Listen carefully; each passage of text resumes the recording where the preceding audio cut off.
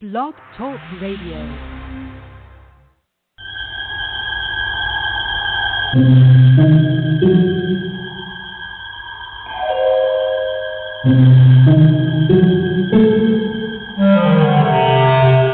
Archangels, ghosts, and Bigfoot. Oh my! It's just another night for Supernatural Girls. Real stories, real answers to life's biggest supernatural mysteries. And now for another exciting interview with paranormal experts from this world and others. Psychic medium Helene Olsen and paranormal researcher Patricia Baker. Here are Supernatural Girls.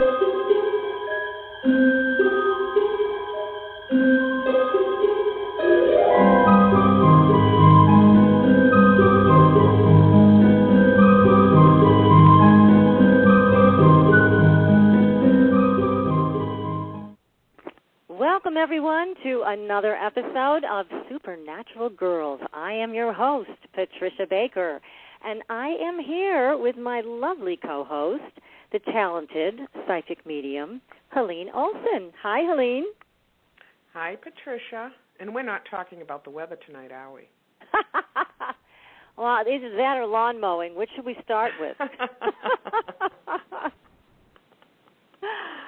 These are our two ongoing running topics. You know that, everybody.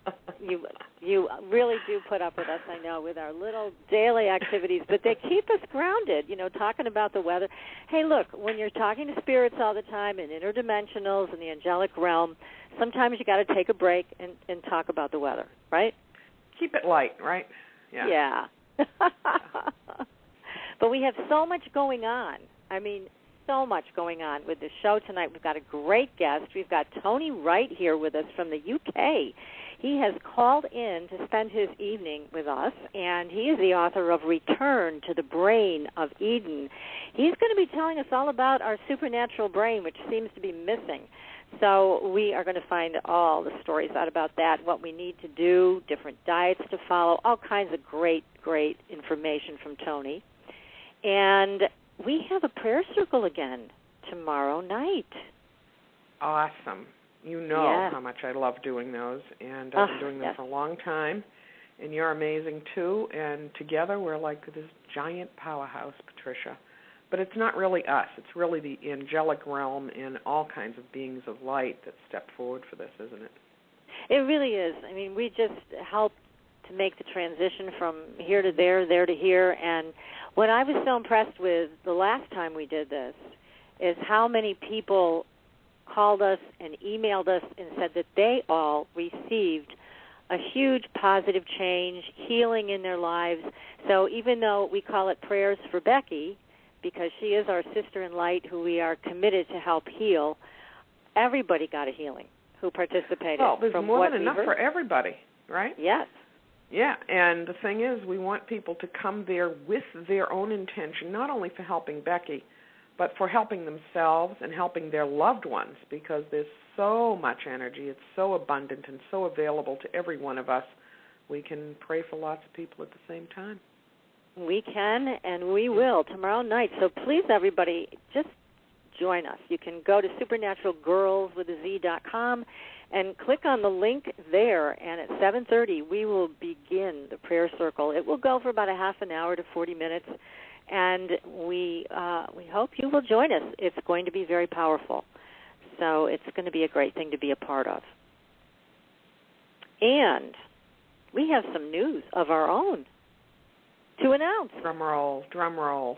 Yes, I should have had a drum roll on the board tonight. Yeah. Did I even think of that? We may have to announce it a couple times. I didn't either. Yeah. So anyways, the big news is we have signed, Supernatural Girls, including Becky, have signed to develop a reality television show, a paranormal reality television show with New Dominion Pictures, which is a great company, and they have done quite a few paranormal shows on network and cable television. So we are just thrilled to be a part of this with them. Are you jumping for joy? It's very exciting. It's very exciting, Patricia. There's almost no words for how exciting it is, because it's just been, it's been going on for a while. We've worked really hard at this, and you especially have put all your effort into it, and so it's really coming to fruition, Yay! Yes, and we're happy to share it with our audience, so maybe someday you'll be seeing us on TV. So here you go. It's just one exciting moment after another with us. Well, right now I have to tell you something, Patricia. What? I have never watched The Supernatural on TV. You have? So you were encouraging me to do that, and it's just because my time's limited, not because of the show or anything like that. Yeah. So today I looked at a couple of clips of this delicious Mark Sheppard, who absolutely, to me, and probably no one else, but to me is the sexiest man alive, because he just has that macho bad boy, I've got a secret thing going on, you know what I mean? Isn't he the best? And I have to hear, and I know he's having fun with that really, kind of evil character, which, we both dance in the light, Patricia, so that's neither here nor there to me. He's an actor or whatever, but, the idea, I just looked at him and said, oh, and Arthur, my dear husband, I hope you're not listening, but really, it was really something. So I'm interested He's great, to hear isn't Patricia he? He's Kirkman, fantastic. if he really is one of those people who walks around like a Cheshire cat just saying, I've got a secret and I'm not telling, it's that mysteriousness. I just really loved it. I loved it. I'm so glad you had a I'm going to have to go take a look. Now I've got to go on my fantastic. Roku. I'm going to be up late nights catching up on all the episodes of Supernatural. You won't be sorry. I'll be delighted. I know that. It that. is one of the best, making in my opinion, time for these things is hard for me, Yeah. I know, but I'll tell you what, it's one of the best shows on TV. I think it's well acted, it's well written, it's just right up at the top, and I think it's a shame those guys haven't been nominated for Emmys with their work, because it's excellent. So I hope people will be looking in their direction and acknowledging them for their hard work as actors. They are all terrific. And Patricia Kirkman is here with us, and she is going to give us all the inside story here on Mr. Mark Sheppard, a.k.a. Crowley, the King of Hell. Patricia, welcome to the show. Thank you for having me. I'm excited about this young man also. Do tell all, Patricia. We want to know. We want to know. The most intricate part about this is I found it very interesting to find out the Archangel and the Prince of Hell are both extremely intelligent and both border on being intuitive. Ha. See? I thought that was very, very interesting considering who they are and the parts they're playing. I think that's really pushes things over the top. Very, very interesting how they work things through.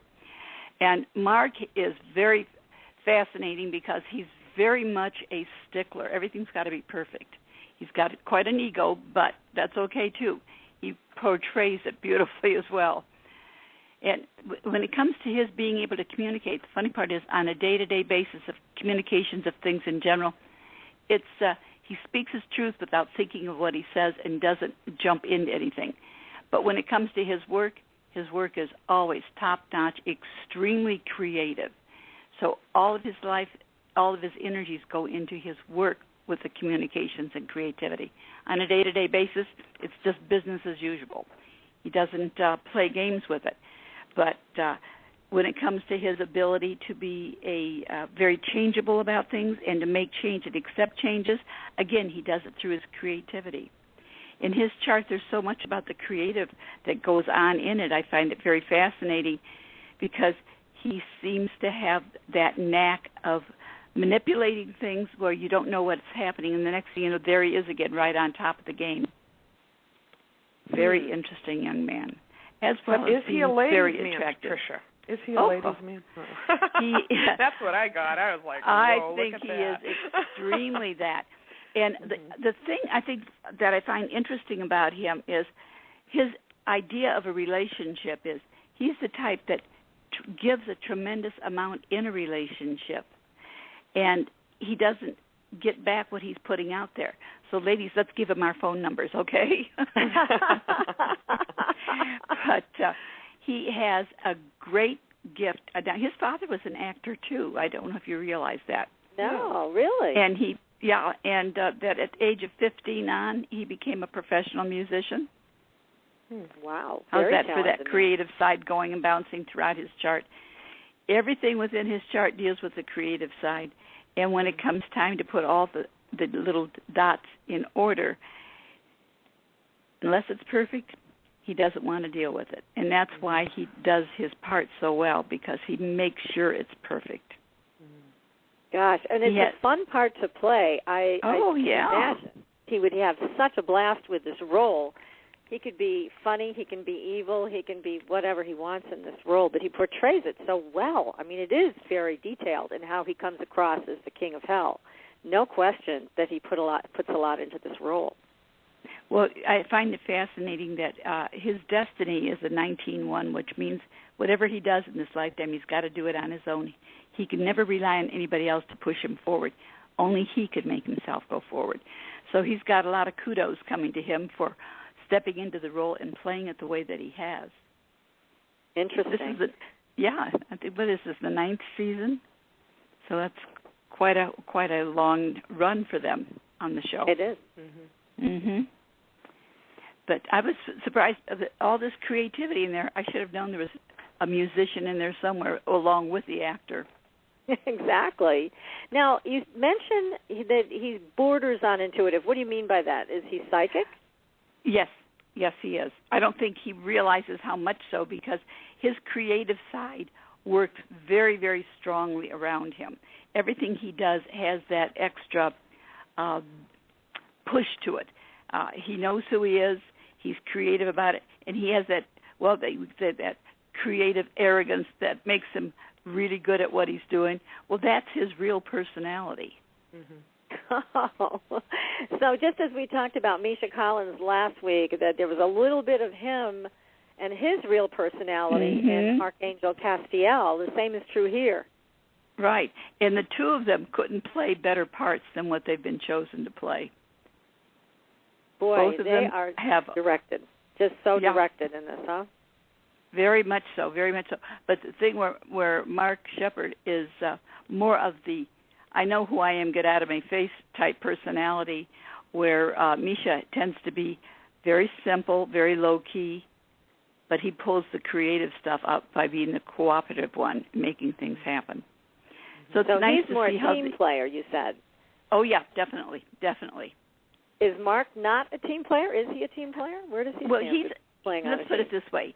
He can be a team player, but after they step over him, he'll be part of the team. Until then, he runs the show. Oh, boy. Makes it very interesting when you watch these people interplay with each other, because he's extremely hard-headed, I'll put it this way, where Misha is very low-key. You know, if it's like this, okay, I'll capitulate, I'll work with it, where Mark, my way or the highway. Uh-huh. Well, that certainly fits with his role. It does.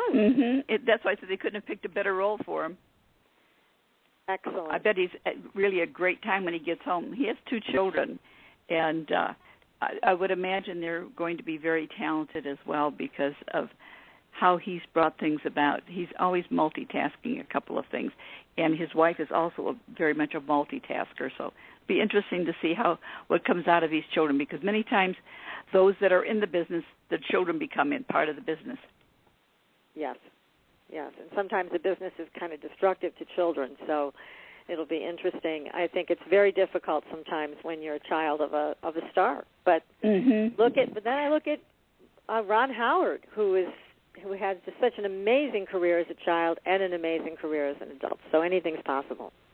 Very definitely. And in the case of Mark Sheppard, he rules his home as well as hell. Okay. I believe that. Yeah. I believe that. Yeah. Oh my goodness. You can see the arrogance in his eyes, can't you? Oh yeah. Yes, he would certainly be someone to be reckoned with. Yeah. Oh my goodness. Well, that is some great insight, Patricia. Thank you so much. This has been so much fun. So much fun having you on again, and I know we're going to continue every week. We're going to have you back, and you're going to be talking about another paranormal celebrity. So thanks so much again. This has been great fun. You're more than welcome. Looking forward to tomorrow night's prayer circle. Oh, good. I'm glad you'll be joining us. Yeah. Thank you, Patricia. Have a great evening, ladies. You too. Thank you. Well, now we are going to be bringing on our next and most fabulous guest, Tony Wright, who has called in from the UK. And Tony is the author of the book Return to the Brain of Eden. Fascinating, fascinating book. Now, Tony is a consciousness researcher who studied horticulture and plant biochemistry at the Royal Botanic Garden in Edinburgh. So I don't know how he got from here to the mysteries of the brain, but somehow he did, and we're going to find out how that happened. Tony, welcome to the show. Hello, Patricia. Hello, Helene. Hi, Tony. Welcome. How are you? We are doing great, and we're so excited to talk to you because your book is absolutely fascinating. And we should mention that you also have a co-author here, Graham, and I'm not sure how to pronounce Graham's last name. Is it Gin? It's Gin. Graham okay. Gin, yes. He helped me write the book. I didn't trust my English abilities, so I relied on a co-writer. But yes, your introduction is very good. How did I get from Edinburgh Botanic Gardens to consciousness and the brain? And I sometimes wonder myself.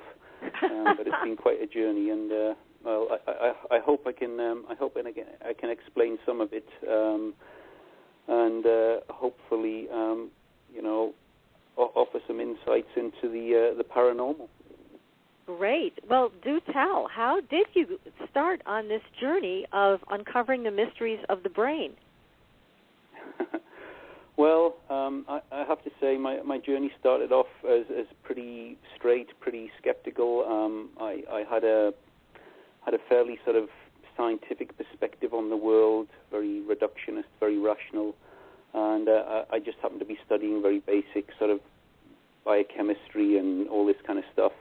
And then I got introduced to some ideas on human perception, human origins, and that maybe there was more to our being than we currently sort of experience. And to kind of cut a long story short, I started doing some research and eventually some self-experimentation, and ended up coming to the conclusion that many other people have come to, of course, that humans in our current state really we don't perceive as much as we like to think we do, and there's an awful lot going on that some of us glimpse and many of us don't.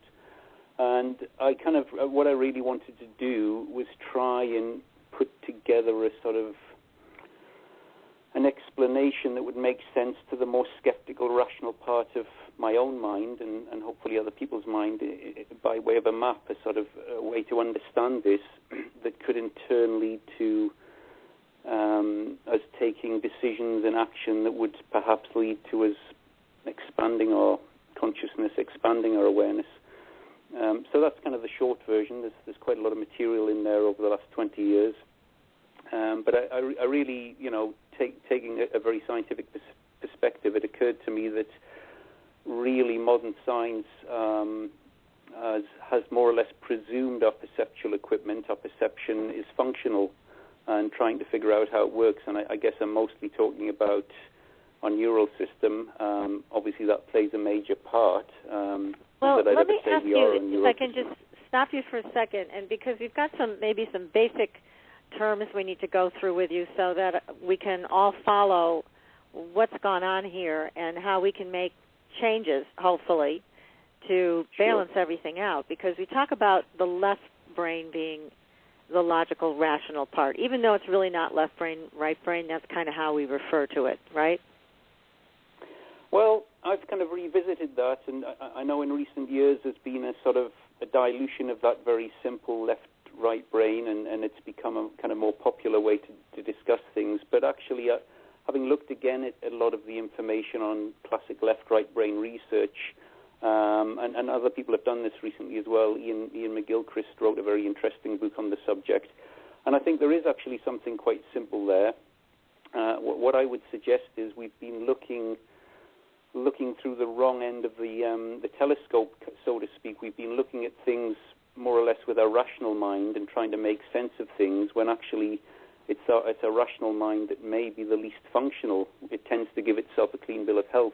We tend to think we're very advanced and we know what we're doing, but actually we may have it back to front. We may be sort of looking, as I say, the wrong way down the telescope, and what we think we see is actually very limited. the glimpses we get of these more expansive states that we rarely can understand and we can't make sense of, that's coming from what the side of our brain we don't normally access, we don't normally engage with.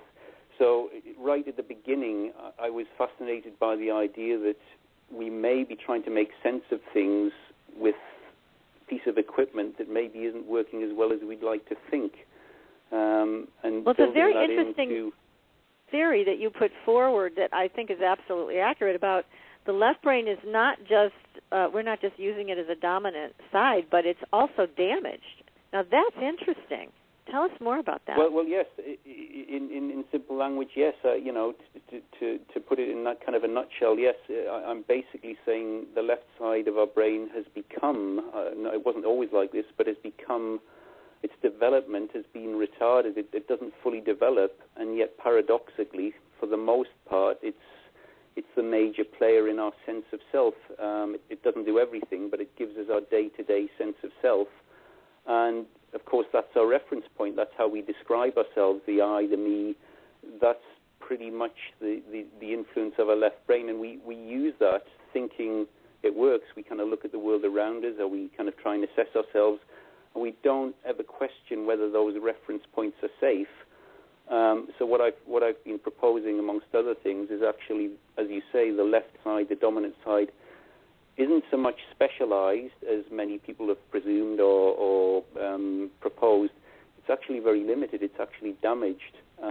Very challenging idea, but once you factor that in as a possibility, it's amazing what a lot of things start making sense. It's like, okay, if we've got a piece of equipment that isn't working very well, what would we expect to see? We'd expect to see inability to relate very well. We'd be very frightened. We'd be aggressive. We'd have less perception than our ancestors and so on. Well, hey-ho, when you look around, there's an awful lot of problems going on, and we tend to look at the symptoms. We tend to look around what's the cause of this. We very rarely look in the mirror at the chattering mind that's in our head that most of us, if we're honest, comes up with all sorts of strange things all the time, and that's something we really don't want to look at.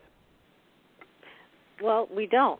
And we like to blame, I think, objects in our environment, not to get into the big gun debate, but we tend to look at things like that rather than, as you're mentioning and discussing with us tonight, looking at the construct of the brain and is it fully functioning or is it, like you're saying, is it damaged? And I tend to agree with you. I think there is some level of, beyond limitation, some actual damage that has happened. And where do you think this damage came from?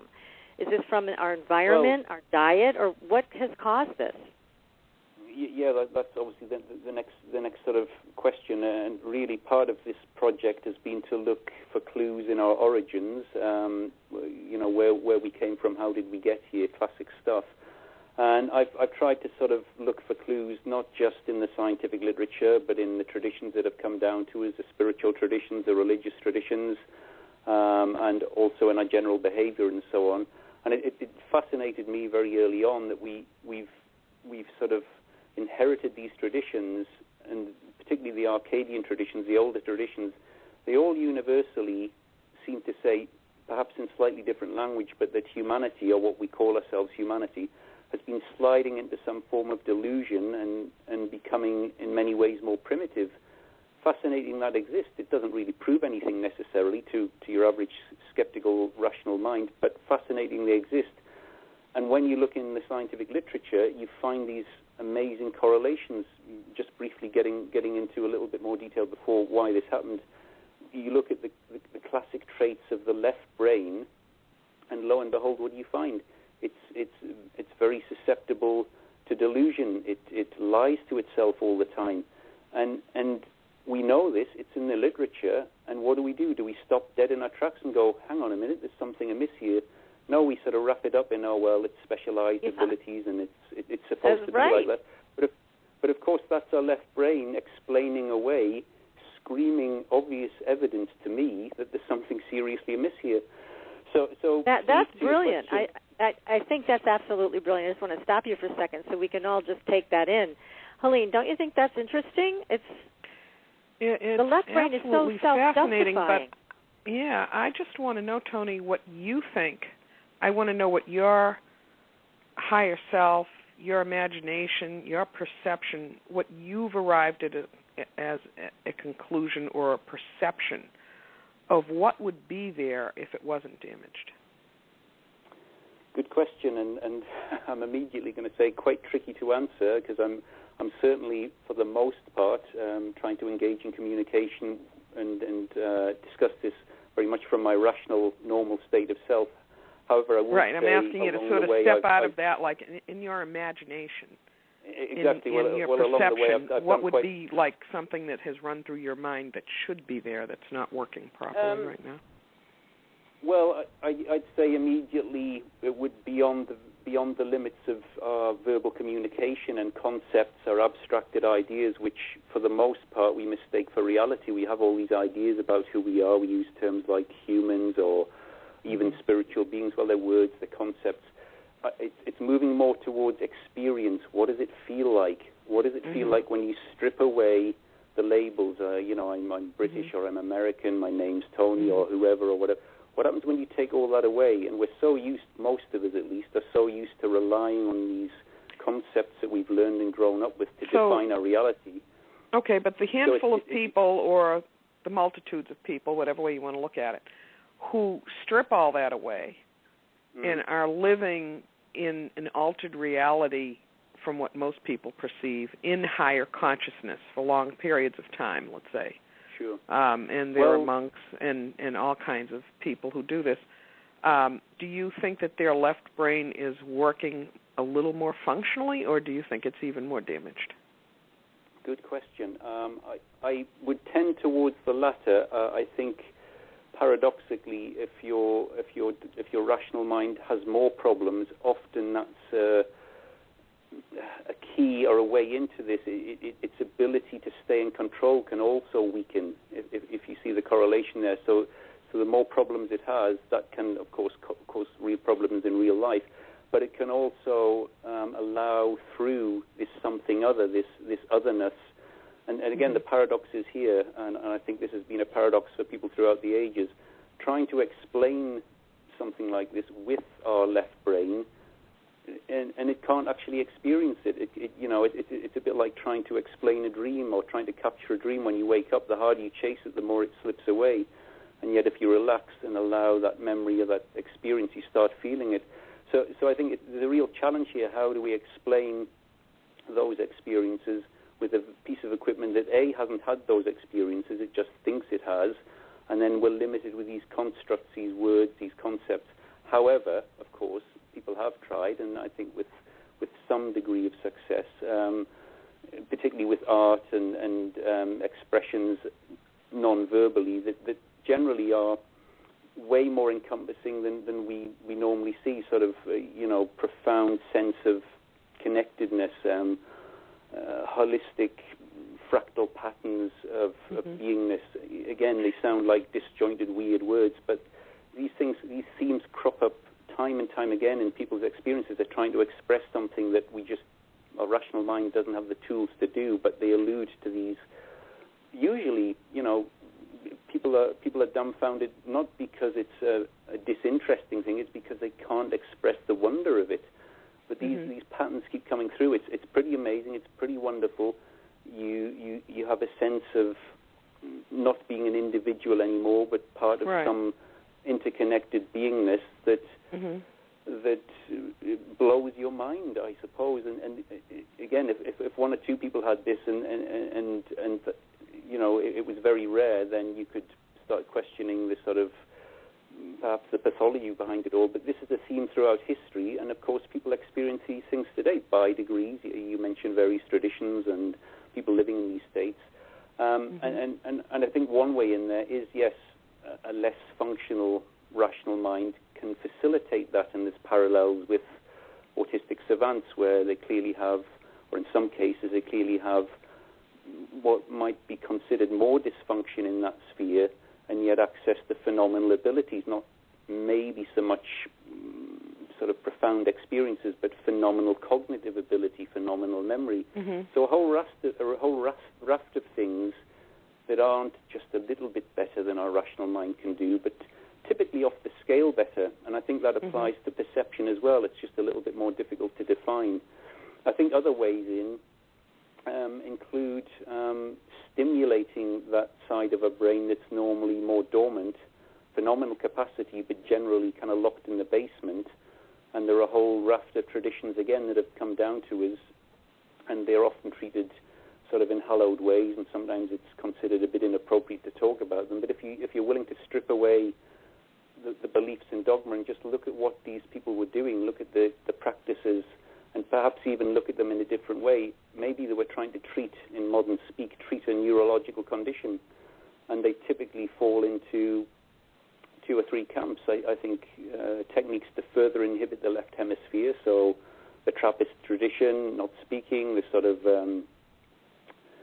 Vipassana approach where you switch off the speaking voice, you just do not speak, you do not read, and the rational mind is so limited in its perception. If you switch that off, it kind of loses itself. If it hasn't got words and ideas, it doesn't know who it is anymore, and it kind of shuts itself down a little bit.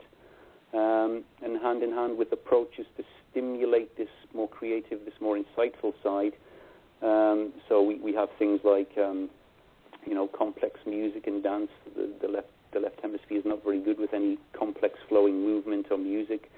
So people have found that using these much more complex approaches, they have to engage this otherness for it to perceive it, really. And we have the shamanic tradition, the sort of very ancient tradition of using plant medicines to stimulate our neural system, which of course, without chemistry, it doesn't work. And in modern times, we've delineated, well, this chemistry is okay and this chemistry is prohibited. But our neural system needs chemistry to work. And there were traditions using all sorts of chemistry, mostly from plants, which we had an ancient relationship with, to try and stimulate this latent function. So a whole raft of approaches that I kind of have framed as treatments for a condition that we've, in modern times, become almost blithely unaware of. And these common denominators exist, and they exist in all these ancient traditions. Unfortunately, as this condition has worsened, we've become ever more blind to it, and we've become so frightened and locked in our rational mind that we've begun pushing away the very treatments that used to be able to help us, because they frighten us, because we don't understand it anymore. One of the most frightening things the rational mind can experience is this other self beginning to emerge. It starts losing control. It doesn't understand it. It's quite a frightening experience. So what do? We try and shut it down and prohibit any access. Kind of crazy stuff. Well, but your book is really wonderful because, Tony, it's giving everybody a chance to kind of sit back and say, do I really want to have my left brain continue to be the dominant force? I mean, you're giving people information in this book, which again is called Return to the Brain of Eden, that's so helpful because it made me sit back and go, well, let's see. What happens if I withdraw my permission? Because I have permission that I can give or withdraw to the left brain to dominate, to really be in charge. And what you're saying is maybe it wasn't meant to be in charge. Maybe it was meant to be developed to a certain degree, but it really wasn't meant to be in charge. So it gives people, your book gives people a chance to pause and say, maybe this isn't the way I want to live and believe and think that this is a reality that I have to accept. So it's a great book because it gives you that chance to step back. I hope so. I mean, the first stage in this process, if there's some reality to it, is an accurate diagnosis. If we're blindly wondering about thinking we're more or less functional and actually there's a serious problem, and again, initially quite a challenging idea, but potentially very liberating, we can then make informed choices. And as you say, this is a key point for me. If it turns out we've got a significant problem with our perceptual equipment and it's causing all sorts of external mayhem, and the evidence for that's pretty obvious, we can make a decision. We can choose, well, more of the same, and that doesn't look too good to me, or do we start making informed choices? Well, how can we begin to approach this? How can we put in place approaches, techniques, treatments that can begin to ameliorate this condition? And there's a lot of information there already. As I say, I mentioned the ancient traditions. We have a lot of information that's come down to us. Our ancestors were desperately trying to figure this out, as far as I can tell. They were coming up with all sorts of ingenious approaches, and a lot of that's come down to us. So absolutely, we can make a decision and look at, well, what is it we can do that can change this balance, change this perception from, for the most part, very frightened, very much need to be in control, very frightened of anything new.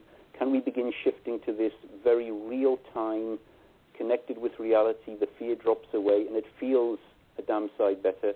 I mean, who wouldn't want that unless they've got a serious problem? If we're frightened of that, then really we need to put our hands up and say, look, there's a serious problem here. I'm terrified of not feeling terrified. You know, what's going on here? Why are you so locked into this fear and control? Mm-hmm. But unless there's a clear diagnosis, that's my first objective. Is it possible to elucidate this? Is it possible to make sense of it to the rational mind? And to me, we can have all sorts of wonderful philosophy. There can be all sorts of poetic allusion to all these altered states. If a rational mind can't understand what's wrong with it, then it isn't going anywhere. It's just confused. It's just lost. But if we can bring this into modern left brain speak and almost speak to the left brain and say, look, there's a problem here. This isn't anybody's fault. But unless we begin to address this, we're sliding ever further into delusion, fear, and control, and look at the mess it's making. So yes, I think it gives us a choice. And I think some of these ancient techniques combined with perhaps more modern insights, we can make big inroads very quickly. If not overnight, certainly within a relatively short time, we can start moving away from our day-to-day state, which we've defended and guarded. We tend to think it's the only state there is, and yet we're surrounded by all this evidence that no, humans have the capacity to feel phenomenal joy, phenomenal love, phenomenal bliss. We have capacity for phenomenal cognitive function. Why aren't we pursuing that? Why aren't we saying, look, how do we bring this into everybody's experience and start losing the fear and control? Why aren't we doing that? Well, that's a great question. Why aren't we? And I think, if we're going to take a short commercial break, Tony, we're going to come right back. This is a terrific discussion, and I just love your book. I, again, want to recommend it to everybody. It's called Return to the Brain of Eden, Restoring the Connection Between Neurochemistry and Consciousness. So everybody stay tuned, and we will be right back. And if you have a question for Tony, then you can call 646-478-0828. Stay tuned. We will be coming right back.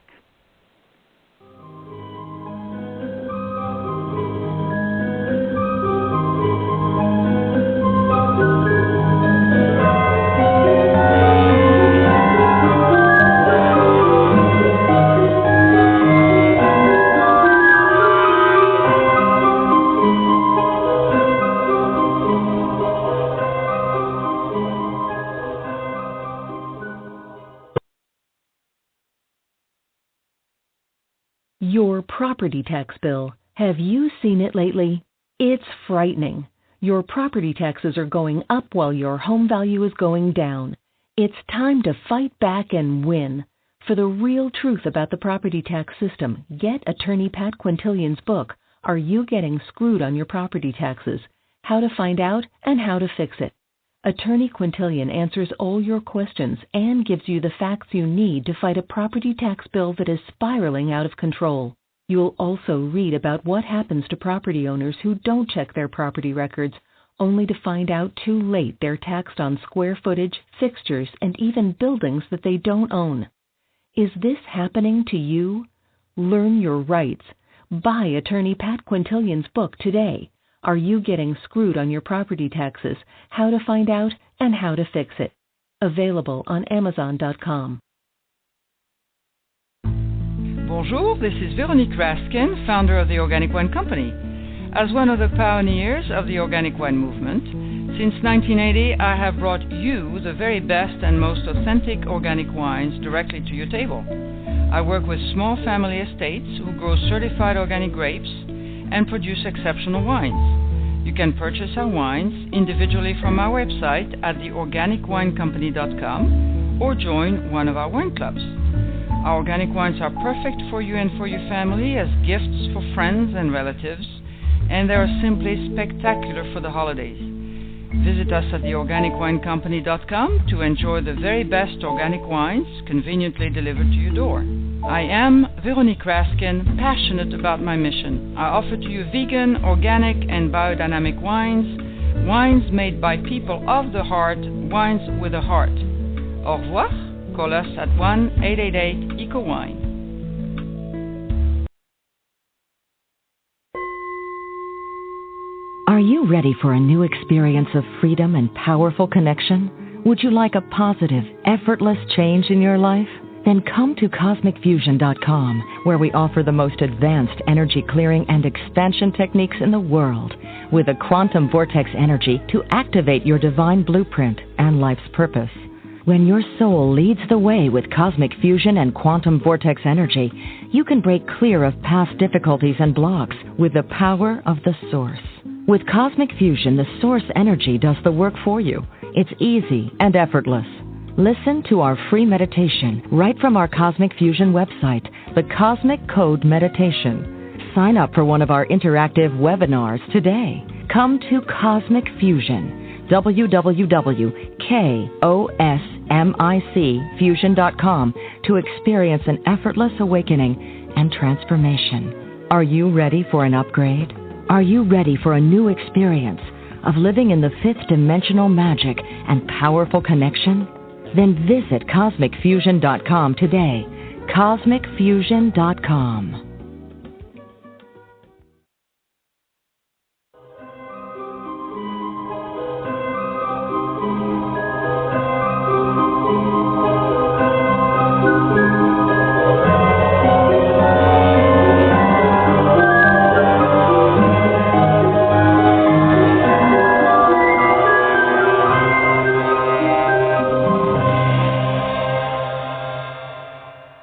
Welcome back, everyone. We are speaking with Tony Wright. He is the author of a great book called Return to the Brain of Eden.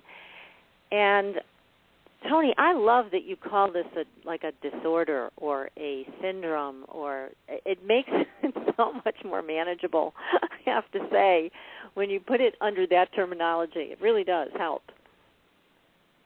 Well, again, that's part of my interest, is how to frame this in a way we can relate to, and as I say, albeit a little bit challenging initially, but it makes so much sense to the rational mind. It's the kind of language it deals with, and that was always part of my objective, is how can I explain this to myself and anyone else in a way that we can understand, and we might begin to feel compelled to take some action about and start treating ourselves not as if we're at the cutting edge of a highly advanced species, which clearly we're not, because we're hell-bent on destroying ourselves. So if we can accept there's a problem here, we can begin doing something about it. And I think the best way to talk about it is, as you say, a disorder, some kind of dementia-like problem we have. And if it was something like that, how would we know? Self-assessment.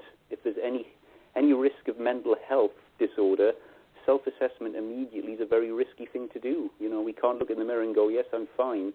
We need to start looking around for some objective evidence, if we can find any, whether it's our behavior or it's these ancient traditions or it's in the modern data that we've generated mountains of.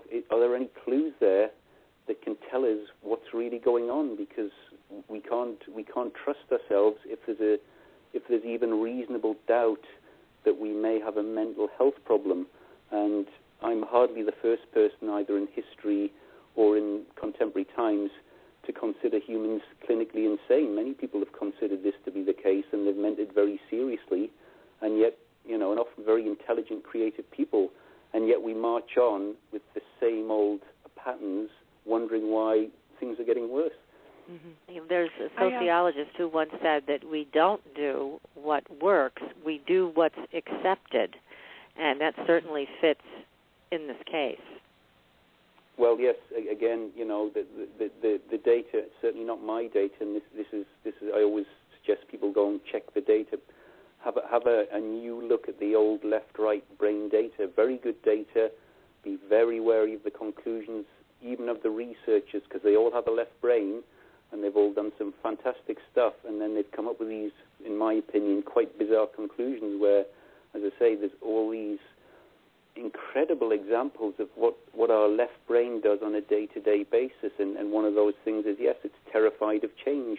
It absolutely likes to do the same thing even in the face of death. It doesn't like to change. And as I mentioned earlier, it lies to itself without even knowing. And the evidence is there for that. Now, if I was a patient, or if anybody else was a patient sitting in a consultant's office and they had those traits, you'd probably not let them out for their own safety. And yet the neurological data is saying... I think I've been in a few of those offices, Tony. Well, the thing is, the data saying we all have that to some degree, and yet instead of pulling the emergency stop cord and saying, okay, let's stop everything because we might be in trouble here, we don't. We just get on with the same old stuff. And to me, that's further confirmation we've got really serious problems here. It is a problem. And again, the left brain is so self-justifying. I remember one researcher was telling me that, you know how we all hear the same old story that we only use 10% of our brain, but actually this researcher said, no, we're using almost all of our brain, but what we're using it to do is to deny the realities that we don't want to see. So that's where our brain power is going. I thought that was very interesting. I completely agree with that. And again, the fact that so many people are coming out with stuff like that, and that we're not immediately reacting to that in a sane way. As I say, if you were about to board a 747 and you'd heard, unfortunately, the pilot had a stroke, you wouldn't get on, and it wouldn't be allowed to take off. And that's yet right. We've been told, not just by these ancient traditions, which some people might like to dismiss because they're not modern and rational and clever, but we've got this ancient tradition screaming at us, there's a serious problem here, take a look at it. We've got this modern data that correlates very well, and what do? We make up a story to make it go away. Well, that's the very pathology this data is telling us we all have. And as I say, even the researchers who've done this stuff, they forget they have the very equipment they've been studying, and they come up with these wonderful explanations to make it all go away. I find it fascinating, and of course, I have this condition myself, so it's given me pause to sort of look in the mirror and go, well, actually, if I'm truly honest here, I have this endless chatter, as most people do, most of the time, unless I engage in some practices to make it go away, and it's completely bonkers, and I'd be frightened to share most of it with some of my closest friends, let alone anyone else. But when I ask people if I do a talk somewhere, I say, look, classic symptom of mental ill health is a madness in your head. Anybody who doesn't have that, put their hand up. And to be honest, it's incredibly rare, and it's often a great sense of relief to share that and go, yes, it's complete madness in here, if I'm honest. And that's going on for everybody, including the people who represent us, the people who make decisions about whether we should go to war or not. If this is a species-wide problem, collectively we need to face up to it, stop what we're doing and figure it out. Otherwise, we're in deep trouble.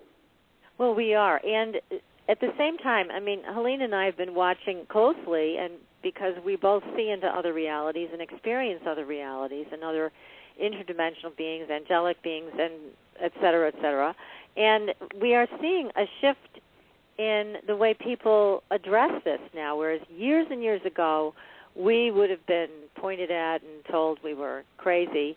Now we're watching this kind of thing on television, and people are embracing it. So we're seeing a surge of interest in what we would say the right brain is perceiving over what the left brain is perceiving. Now, again, there's always going to be people who say those realms don't exist or those beings don't exist or whatever, and that's the left brain. And I kind of like describing the left brain as out of balance and delusional when the left brain says that these things don't exist. So I'm seeing that there's an opening here for the shift in consciousness, and for people like Helene and I who have been doing this for a number of years and we know the reality of it. We certainly feel the reality of it on a daily basis. This is starting to change. It appears anyways. What do you think about that? I agree to some extent. I certainly think with the sort of the madness of what we've done with our technology, paradoxically, has brought us a more clear view of what we're doing, at least to ourselves and where we live, and there's a much more wide sharing of information. So I think it's a lot easier now to begin to recognize the horrendous mess we're making, which perhaps at one time it wasn't. And I think the standard ideas of what we should be doing, people are more and more skeptical about listening to people trotting the same old stuff out, sort of more of the same. So I think there's certainly a much greater willingness to consider other possibilities, and I think that's very healthy. It's a more fertile time to, as you say, to sort of talk about what at one time would have been dismissed as completely bonkers, or further back, we probably would have been locked up or burned or something. Now at least you can have these discussions, and clearly a lot of people are, perhaps 20, 30, 40 years ago, who were comfortably going through the motions of middle-class Western culture, are becoming increasingly disillusioned with what that has to offer and the damage it's doing. So yes, I think it's potentially a very fertile time to come along and say, look, is there something radically amiss here, and what can we do about it? Can we turn this kind of train crash around before it gets any worse? Exactly. Now, we do have a couple questions here in the chat room I'd like to ask you. One person is saying, do you feel that what we eat has damaged our left brain? Yes, it's a good question, and we never quite got to that. Obviously, if you read the book, there's a vast subject area here and many, many angles to look at. But very briefly, since you asked me it earlier on, the origins of this, I looked again at human origins from many different perspectives.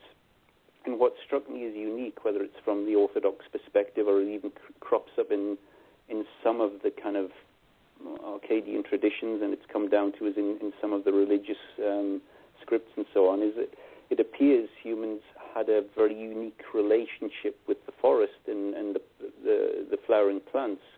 And we had a special relationship with what we call today fruit, and we all know that's a healthy snack, it's something we can eat. But what seems to have slipped through the net in terms of how that may have affected us is that fruit is, in fact, a highly specialized organ. It's actually the sex organ, the reproductive organ of a whole other kingdom. If you're looking at scientific speak, how we divide up animals and plants and so on, which at some level is all very arbitrary, but nevertheless, we form this relationship with the sex, the reproductive organs of a whole other kingdom. And what I got interested in, partly with the background I had at Edinburgh Botanics, was, okay, this is interesting. What species forms a relationship with the sex organs of another species in terms of ingesting it and ingesting all the hormonally active compounds, all this kind of stuff?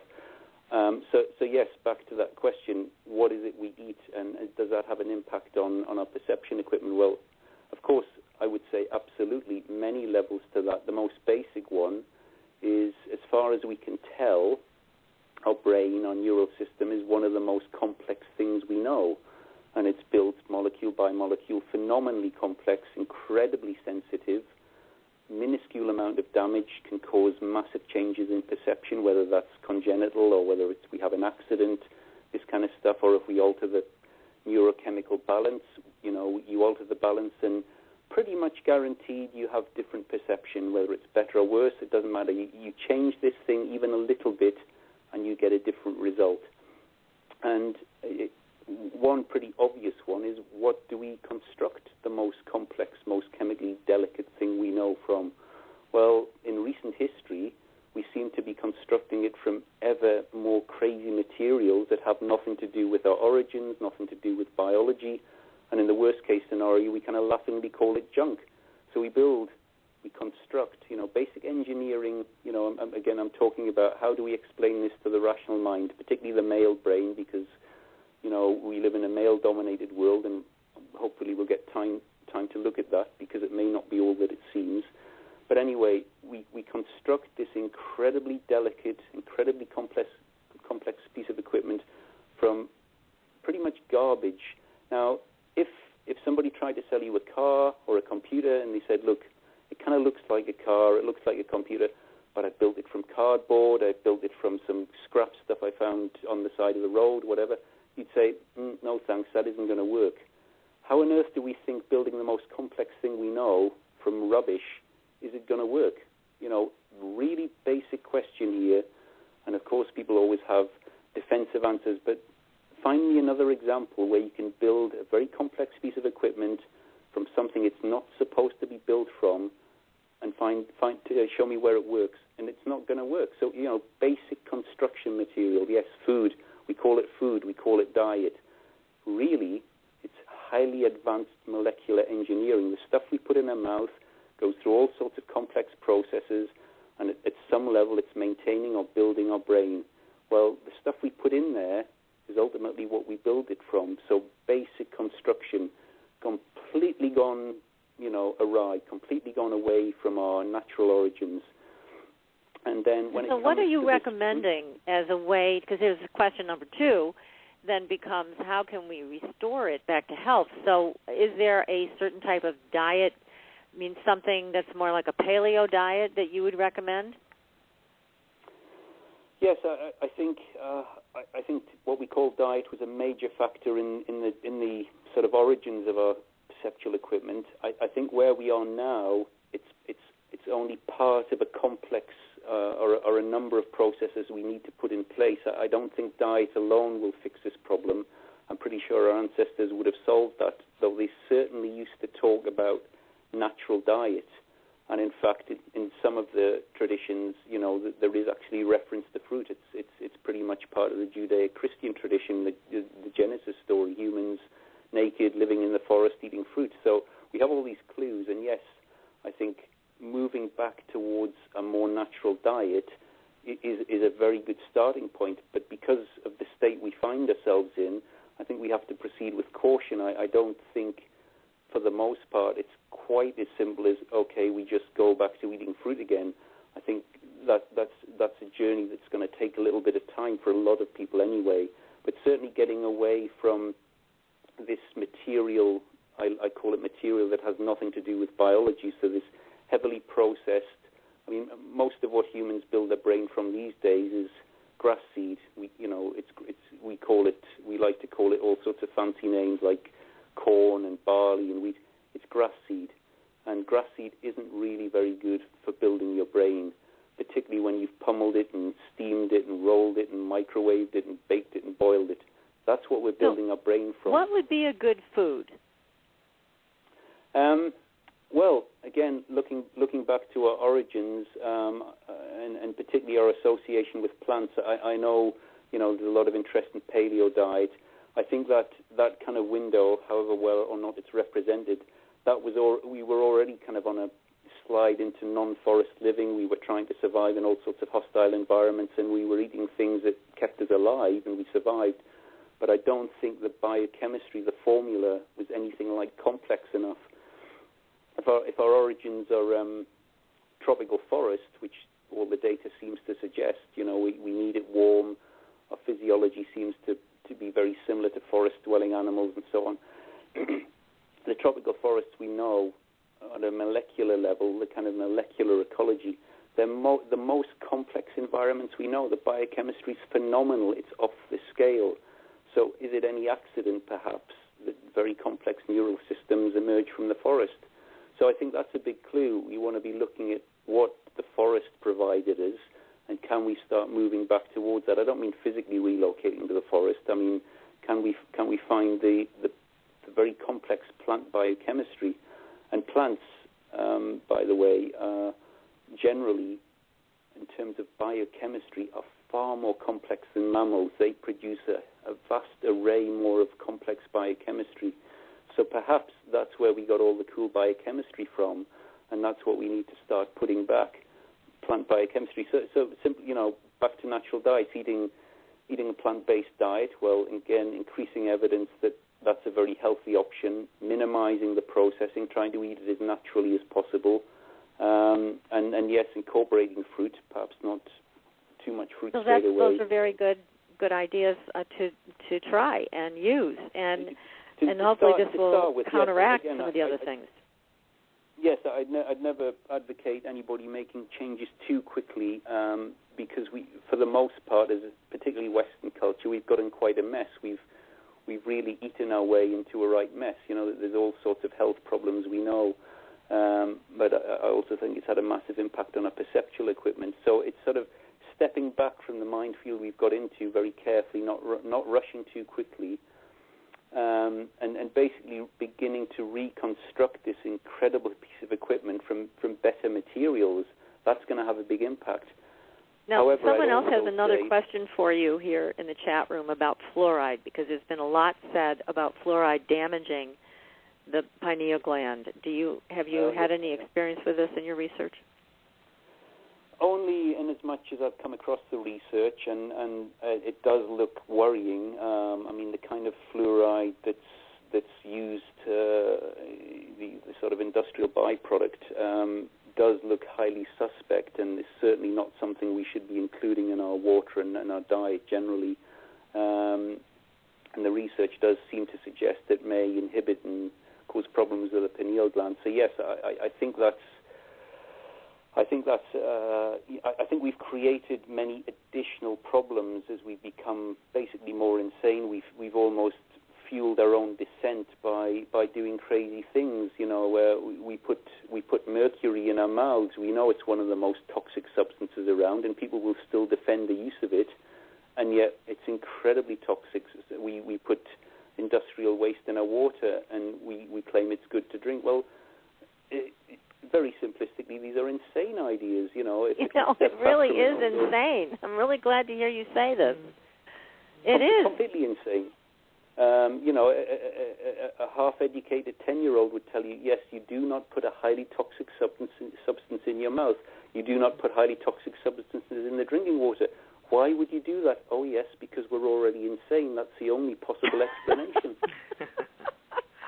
It's kind of circular, but I'd expect if we're at the wrong end of a kind of progressive neurological condition, and remember, our ancestors clearly were aware there was a problem, and typically if you have a mild mental health disorder, often you have a problem.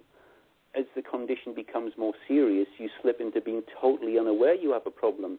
And I think for the most part, that's where we're at. We don't realize how insane we are. And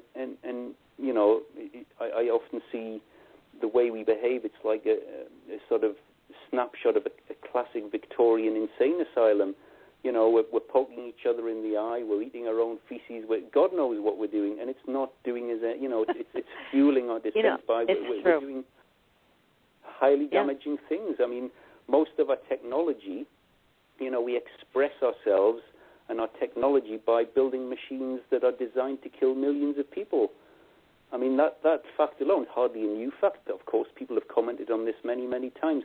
If that's the expression of humanity, that we build stealth bombers and missiles, I don't need to know anything else, and I'm not interested in all the excuses that justify it, because that's just more garbage. That's what we do with the best of our technology. That's what props up Western economies, is building machines to kill each other. That's enough, thank you very much. I don't need to know the fact that we're trashing the place, we're destroying that's enough. And the fact that we stack our shelves with things that we know are toxic. There was a discovery, and I think 12 years ago or so, that acrylamide's produced in the sort of way we process food, highly carcinogenic, highly toxic, and it's in a lot of things that we've been told are food. What have we done about it? Well, we've just kept on eating it. Well, again, symptom of madness. It's every it is madness. Once you're willing to accept that there may be a serious problem here, I don't mean it's amusing in a very sort of facile way. It is quite astonishing. It's like, oh my God, once you allow yourself to consider that maybe humans are seriously clinically insane, then you can't get away from it. You know, you look at what we do. It's easy to look at warfare. It's easy to look at ecological damage. If you're willing to look at what we do in our daily lives that we consider normal, you know, if we were a visiting species from somewhere else and just look at what humans do day to day, oh my God, you know, we sit in little tin boxes and waste half our lives polluting the planet, going to do something we hate, and we know if we follow the chain of evidence that it's causing destruction somewhere else, and for every piece of plastic shiny garbage we buy, there's kids down mines somewhere having to dig stuff up so we can have this stuff. We all know this, and what do we do about it? Not very much. Yes, it's definitely a sad state of affairs that we're all nuts, and we are. So, but let me ask you about breathing, because when you are situated primarily in your left brain, one thing that I noticed is you do fear breathing, which is shallow breathing. So one of the ways out of this and to reconnect with the right brain and a more holistic sense of self may be through deep breathing, maybe through breathing techniques, and I know that is part of some of the ancient traditions, yes? Yes, completely agree. As I say, that there are many techniques. I think generally the more ancient the technique, the more I'm likely to think it's got some value. I'm not saying people haven't made some inroads, some discoveries in recent times, but generally I tend to value the more ancient the technique, the more likely it is to have some value, whether we understand it, whether we know how to apply it. And generally I would say these techniques, these treatments, best applied in combination. We have a very serious condition here, and I really don't think it's enough anymore to just meditate or to just do various yogic breathing exercises. Yes, they'll help, but what if you start putting these things back in combination? You start rebuilding your physiology, rebuilding your perceptual equipment with better material. It's a bit of a no-brainer, you know. It's like, well, do you want a piece of equipment built from garbage, or do you want it built from something good? Hang on a minute. Oh, I know. I'll have it made from rubbish. You know, that's kind of what we're doing. Well, if you start with that, and yes, you build in some meditation. Yes, you build in some yoga, and you build in as many approaches as you possibly can. Surely that's the same response if there's the remotest chance that our neural system's in trouble. We wouldn't put a sticky plaster on it if we'd had a serious accident. We'd rush ourselves to the intensive care and get every available treatment we could if it's the one piece of equipment that we use for absolutely everything.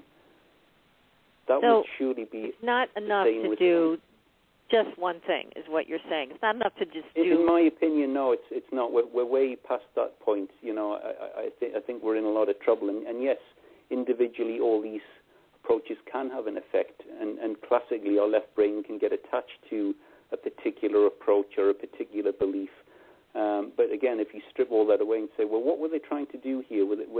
Did these ancient traditions say, oh, it's enough to just do this? No, they were all looking at all sorts of options and trying to put them all together in the same place. Some of these things have kind of lingered on, some of the kind of vision quest approaches where, you know, there's fasting, there's perhaps a bit of a change in diet, there's very powerful techniques to quieten down the left hemisphere, sort of staying awake for 2 or 3 days, which seems to limit the left hemisphere's ability much more than the right. It gets tired, speech begins to slur, it gets very irritable and clumsy, but eventually it starts to lose control, and, you know, that was the whole point of the vision quest. You begin to move into a more visual state of mind, and they were perhaps taking plant medicines as well. They were using different combinations of techniques to try and get a glimpse of reality. I mean, you know, we talk about paranormal, you know, it's a central theme of your show. I actually think our current state's paranormal. There's something, you know, this is the altered state. This is the demented state, the day-to-day state that we all engage in, and we all know the rules, and we all know what we're supposed to say, and we all have to wear the right clothes and do the right things. This is the insane asylum, and these glimpses we get, and these ancestral clues, these are the last relics of reality and our lost state. And if we don't make a very serious concerted effort, it's going to slip away completely. You know, we're going to become so demented, we won't even have a clue what we're doing anymore, and I think we're quite close to that. I think we are, and that's why it's so helpful to hear from you. And again, highly recommend your book, Return to the Brain of Eden, Restoring the Connection Between Neurochemistry and Consciousness. So we've talked about some positive things people can do. We've talked about a more natural diet, a diet that's filled with fruits, vegetables, things like that, not processed food. So staying away from the processed food, as you call it, the garbage food, and really picking things that are high quality. And then there are different techniques like meditation, breathing techniques, things like that people can do. So there are some things, simple things, that people can start with to try to bring themselves out of this dementia. We can all make a choice, from this moment onwards. Do we stay with what we've got? I think, as you said earlier, which I think is absolutely spot on. Do we stay with the equipment we've got? Do we defend and maintain the neurochemical regime, the neural structure we have, or do we start trying to improve it? What's the sensible thing to do here? And yes, I think there's a lot we can do immediately, and some of these things will have a moderate impact quite quickly. It's not 40 years sitting in a cave staring at a wall. I mean, again, even if that was a solution, we're in such a mess, nobody's going to do that anymore. We need easy shortcuts. We need a lot of help here. We need to make this as easy as possible. And I think there are things we can do, and they begin to have an impact. And as you start feeling a bit better, you start making more connections, you start getting a glimpse of that sense of calmness, the fear diminishing, all those kind of things. It can spur you on. It's like, well, why wouldn't we want to feel more of that? Do we want to feel frightened all the time? Do we want to feel depressed all the time? Or do we want to feel, freedom from that ever-nagging fear? Do we want to start feeling good? Do we want to be able to relate to each other better? These are all choices we can make. As I say, more of the same. I mean, that's the choice. Do you want to stay trapped or not? And your book is a wonderful way to give people a way to look at that and possibly decide, no, I don't want to be trapped anymore. I don't want to feel this way. So you bring up some really important things for people to examine from a totally different perspective, which it's going to take. It's going to take that totally different perspective to get out of that self-justifying left brain. Yeah, I absolutely. And as I say, at this point, I'm sort of proposing it's really a sort of rough diagnosis. How accurate it is, time will tell. But that's got to be the first point. The left brain needs to understand its own dysfunction in terms it can understand.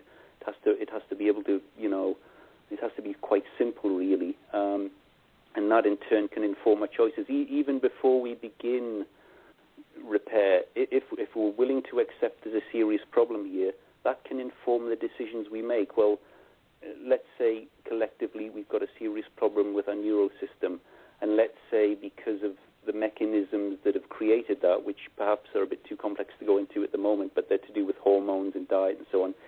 If there's a spectrum of this disorder, if some of us have it more severely than others, then is it really sane and is it fair to allow the people who are perhaps more afflicted, more frightened, more needing to be in control, is it sensible to allow those people to dictate what's going on? If we end up with psychopaths and sociopaths in charge, not because they're evil people, just because they have this condition a bit more seriously than the rest of us, is it sensible to let that happen? And do they actually really want to be in control, or are they just desperately trying to create some sense of stability in a world that they really don't understand anymore? So a lot of choices we can start looking at before we even start making repairs. Once we're willing to accept there might be a serious problem here, we can begin making choices that, let's face it, increasingly we're aware are clearly insane. A lot of what we're allowing to go on, and we all participate in this at some level, we know it's really bad news. We know, for example, basing our existence on ever-expanding economic growth is absolutely insane. Again, a 10, 12-year-old tell you, well, the maths doesn't add up, and we're going to be in deep, deep trouble in no time at all. What are we doing about that? Oh, more. Well, yeah, we kind of take a blind eye to it. We don't want to see it. And that, again, is a self-justifying left brain. Now, the other thing, though, that but some people have talked about is something called the dark night of the soul. And it comes on people who have had a miserable time, and all of a sudden it's like the left brain just gives up and goes, I just can't do this anymore.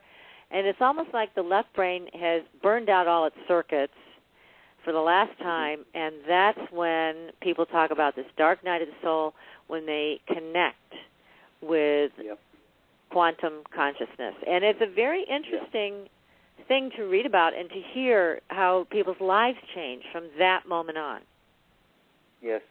Well, again, lots of reports of that historically and still going on today. And I'd say these things all fit into the same general pattern. I mean, I think some traditions try to induce this with incredible stress and almost wearing the left brain down, or people get so down that the left brain's just not working anymore, and eventually it just, as you say, it kind of gives up, and then finally people connect with something, and typically it's not just I had a bit of an odd experience. It can be complete life transformation. People just let go of all the things they were holding on to, material things, dysfunctional situations, and it never changes. They can never see the reality's never the same again. That to me is the excitement of this. It's like we have the capacity to make those changes, and to be quite honest, I think those changes are probably, in the grand scheme of things, in terms of what we've really lost, they're quite embryonic. They're first steps,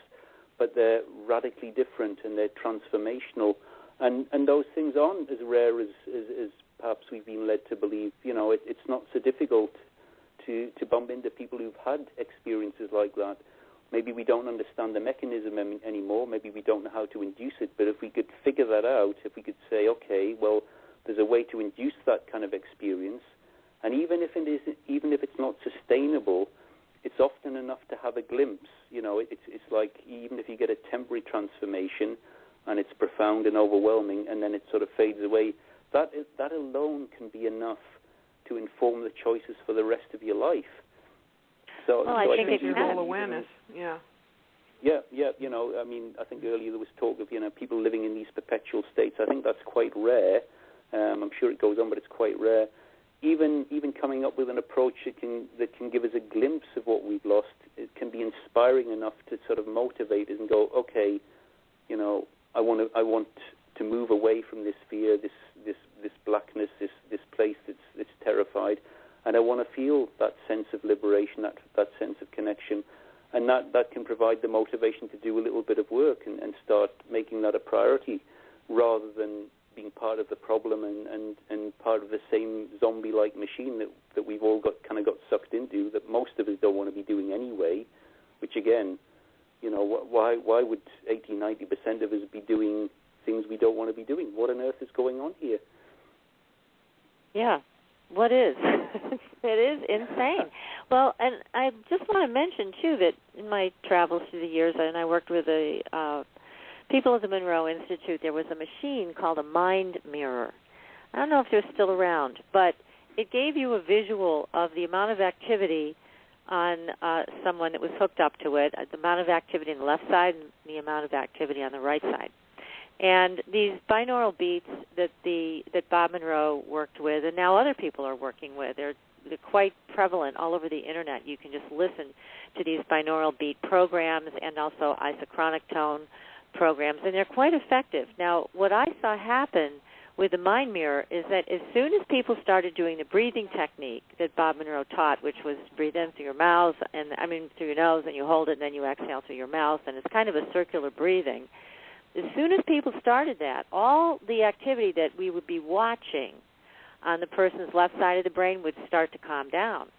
And then when these binaural beats would start that synchronized the right and left hemispheres of the brain, you would see two lines form, one on each side, and you'd see all the activity start to balance out. So you'd see balanced activity on the left and balanced activity on the right.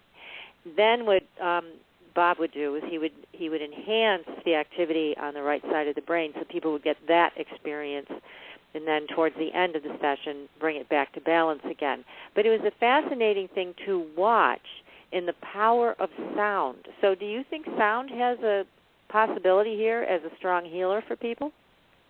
Yep, absolutely. It's another major player. It's been used in all sorts of traditions. Although, again, like a lot of things at work, it can start to be prohibited. I mean, one of the things that our left brains become frightened of is our capacity to feel wonderful amounts of joy and pleasure. So it becomes something we start to prohibit at times. But yes, music, absolutely, music and dance, and certain forms of music. It still exists in some of these more shamanic traditions. These simple beats, almost hypnotic, and then sometimes this kind of complex flowing music, which is more stimulating to the right hemisphere.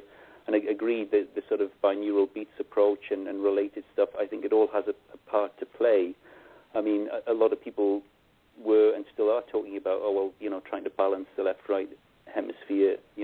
I agree it's a good place to start, but that's presuming that we can ever balance them if one of them is highly damaged. I mean, to put it in perspective, what I'm really saying about the left hemisphere, it's simply a very limited version of the right hemisphere now. I think at one time they were both phenomenal and they worked in perfect synchronicity and they provided a singular sense of self. But as this process has emerged where one hemisphere has been eroding more quickly than the other, we've ended up with a left hemisphere that's lost a lot of structure, it's lost a lot of capacity, and really trying to balance them is kind of a first step. But actually, and again, without wishing to sound too harsh, it's like, well, if you've got two people that could drive the bus and one of them's blind and one of them's not, unfortunately, the one that's blind shouldn't be anywhere near the bus. It should be sidelined until we can figure out how to fix it, perhaps.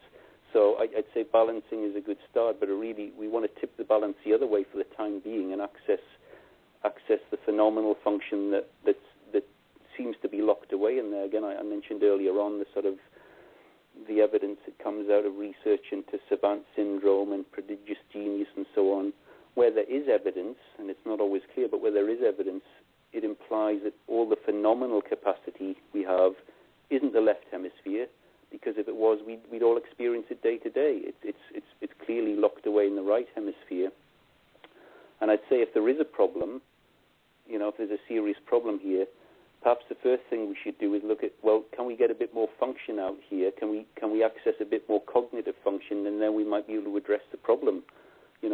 Trying to fix this from our rational mind. Well, I think the first step is to see, is there a problem? But it may be a case of, can we shift the balance, access what enhanced cognitive function is there, and then begin addressing the problem when we've kind of opened our eyes a little bit. Because I think we've got a real serious problem here, and I doubt the rational mind is going to come up with solutions. I think the best it can do is accept there's a problem and begin trying to build in some extra sort of capacity to deal with the problem, and that's where these approaches can start to help. But I'd certainly say we need to go beyond balancing the two. We need to lean the other way. We need to lean into the side of the brain that still has some capacity, get it working, get it up and running, and then try and figure out what on earth we're doing. Well, I'm on board for that. How about you, Helene? I'm on board for it. I'm wondering how your research and your perspective on this, which I'm absolutely fascinated by and agree with, we've all gone mad, it doesn't matter, but how do you get this across to humanity? Well, I tell you, that was the biggest thing that struck me. I by pure luck, synchronicity, whatever, I ended up, sort of asking these questions and finding myself in some experiential situations that totally changed my perspective. For the rest of my days, it was like, oh my God, there's something in all of this.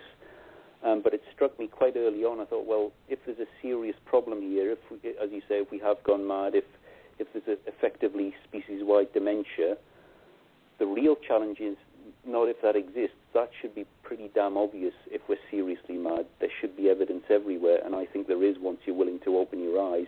Well, there is. Say, we all three of us agree there is evidence, right? Yeah. So, but what do you do? Broadcast it on the news? I mean, how do you get humanity to listen? Maybe, but that's the big enigma. Let's say, as a way of looking at this, you wake up one day in the asylum, Asylum Earth or the Victorian Asylum, Everybody's got dementia. I've got dementia, but by some weird stroke of luck, I've figured out I've got dementia. I mean, that's kind of a exciting liberation and a curse, because the real problem is then how do you communicate it?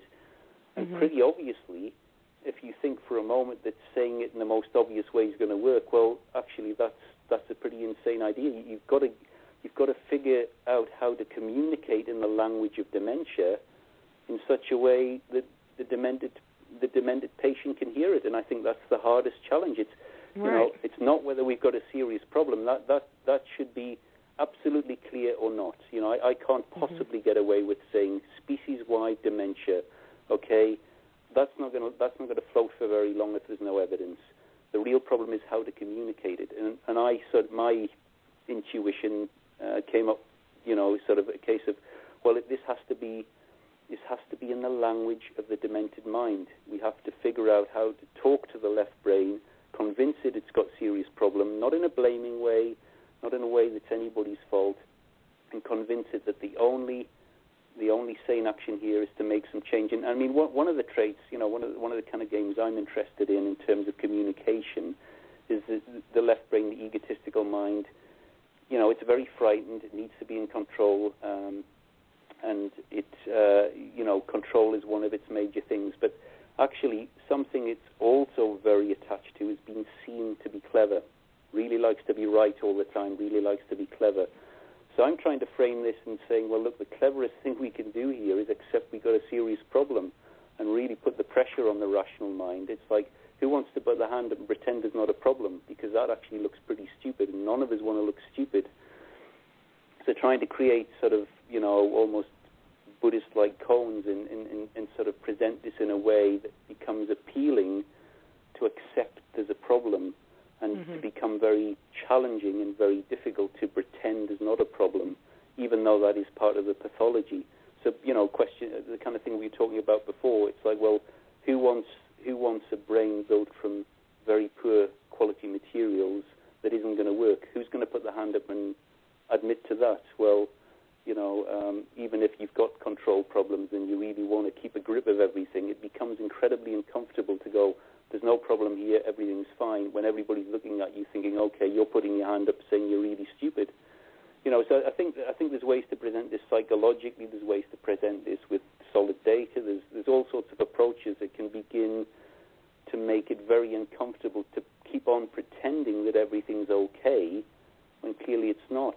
And that's what I think may be possible. I've certainly seen that in microcosm on various forums and so on, where where ideas have been presented, some of my work's been presented, and somebody's jumped in and said, oh, this is complete nonsense and everything's fine, in quite an arrogant way, and then other people have come on and said, and taken a more sort of wider perspective and said, well, actually the evidence looks like it fits, and look at our behavior and so on, and you start to watch the kind of ego mind starting to sort of tiptoe back and not wanting to be seen to be defending the status quo. So I think there is some hope. I think there are ways to frame this that will make it too uncomfortable to want more of the same, but obviously it's going to be a process. And I'm hoping there are people who have perhaps much greater communication skills than I do that can maybe run with this and present it in ways that, whether the detail's right or not, I'm not so bothered about that. My primary objective is just to get us collectively to ask this question. Is our perceptual equipment in serious trouble? If it's not, fine. It would be sensible to give ourselves a clean bill of health. It shouldn't be frightening. We shouldn't be worried by this. Let's ask these questions. And quite clearly to me, if there's a serious problem, as long as we ask the questions, that will be exposed in no time at all. All the interviews I've done and talks I'm doing, it's very easy to create an environment where people are willing to voice what they already know. As you said before, clearly we're mad, and the more we can make that an acceptable starting point, the more we can actually own up to what's really going on. That's got to be our first port of call. If we can't accept, if we can't accept the diagnosis, there's no way we're ever going to treat it. Well, I do feel a little bit hopeful, because I see a lot of people going through the dark night of the soul and reassessing their whole lives and reassessing what's most important to them, and understanding that the world has kind of gone mad. and they kind of retreat into more simple practices in eating and living, and I see that as a trend. And maybe it's not a huge trend. Maybe there aren't enough people doing it yet, but it looks to me like people are going to that place. Does it to you, Patricia? Absolutely. I think it does. I think that's why we see such a great interest in, organic food now and supporting local farms and, knowing where your food comes from. There's a lot of consciousness around this. Well, I was in Whole Foods this morning. Ago. Yeah, I was in Whole Foods this morning. It was mobbed. I think 10, 15 years ago, people would have thought it was a crazy idea to open a Whole Foods market. That they would have said nobody's going to go there. And people would have said, I'm not paying those high prices either. But now people are paying the high prices just to make sure that they're eating good food and they know where that food has originated. So, yeah, I agree. I think that there is hope here. And again, this book, Tony, that you've written is brilliant. I really commend you. You have been a very courageous writer with this book and taken on a subject like this with a whole new perception, and it's a wonderful book. Highly recommended to everybody in our audience. Return to the Brain of Eden, Restoring the Connection Between Neurochemistry and Consciousness. So Return to the Brain of Eden is available on Amazon.com. The author is Tony Wright, and he wrote it with Graham Ginn. Again, Tony, great stuff, really groundbreaking. Really groundbreaking things that you've written. Fascinating discussion. Thanks for having me on, and I hope it's been of interest. Well, I thank you so much, and I hope you'll write another book and give us the map of how we get out of insanity. Yeah. Well, one step at a time. If there's an interest in in the collective madness that seems apparent to me and obviously to other people, then I hope it becomes a collective effort, because obviously if there's a serious species-wide problem, we've all got to take responsibility for this. We've all got to stop pretending everything's okay, because that's the biggest challenge we face. Once we're willing to collectively accept there's a problem here, then I'm not worried about the practical solutions. I think that's the smaller part of the problem. It's raising awareness. It's being willing to accept there's a problem in the first place, and that's currently where things are at. It's trying to, as we discussed earlier, trying to find ways to communicate this that makes it interesting and compelling. Well, you've done a great job with the book, and we can't thank you enough, Tony, for taking your time to come on. I know it's very late there in the UK, and you've been so generous with your time with us tonight. So thank you so much. We hope to have you back again with your next book, whatever it may be, because this has been wonderful. So thank you, and we're going to wind up the show in about 1 minute. Okay, thanks very much now. Bye. Bye-bye. So this has been great, Helene. What a wonderful guest. Wow. Yeah, I mean, Tony's terrific. A lot of food for my tiny brain to absorb. I know, for all of us. His ideas were so massive and so deep that I don't know if it really hit the surface of me yet, but it really gives you a lot to think about. It really does. It really does. It's something we all need to be aware of as much as possible so we can make these changes. So to help make changes, speaking of that, tomorrow night we will be doing our prayer circle live on Blog Talk Radio at 7:30 p.m. Eastern Time.